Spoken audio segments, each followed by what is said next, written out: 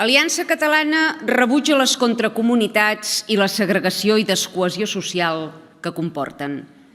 Però sempre que institucionalment s'aborda aquest tema, independentment de quina comunitat o contracomunitat es faci referència, sempre una mirada paternalista hi s'obvia un factor clau, probablement el més clau de tots, la seva pròpia implicació en el procés d'inclusió que vostès reivindiquen.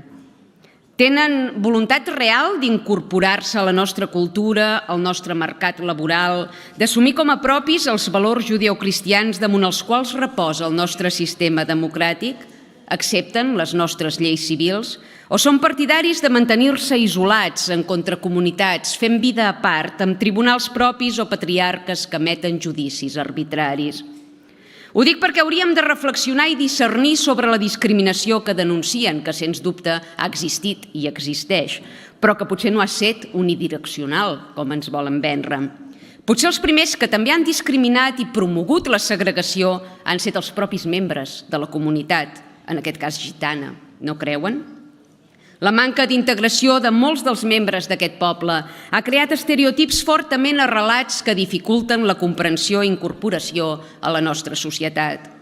Tradicionalment, el poble gitano ha rebutjat entrar en el sistema educatiu reglat, impedint que els seus fills tinguessin accés a la igualtat d'oportunitats que se'n deriva.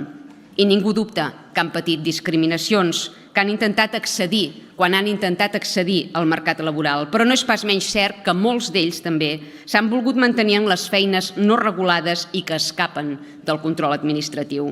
Si posem les cartes al cim de la taula, posem-les-hi totes, perquè la correcció política embelleix la prosa, però no resol el conflicte, el colga i l'enquista. El poble gitano ha patit històricament episodis de persecució i d'etnocidi i ha resistit l'escomesa. Som davant un poble resilient, però també som davant un poble que manté estructures familiars extremadament tradicionals, on les dones es sotmeten a la voluntat de l'home, accedint a la pràctica de rituals humiliants que, per cert, no els hem sentit mencionar ni denunciar en el seu manifest del Dia de la Dona.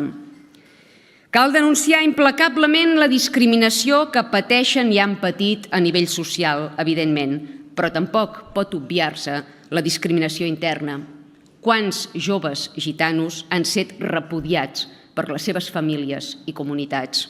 D'això no cal parlar-ne? Aliança Catalana no creu en les discriminacions positives que fomenten la segregació de la societat o que la divideixen. Per això ens abstindrem en aquesta votació.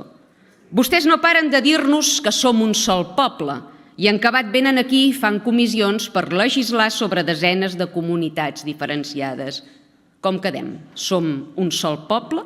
O som un poble a qui desenes de contracomunitats li disputen la terra? Anem a l'unisson o cadascú va pel seu compte? Aclareixin-se, si us plau.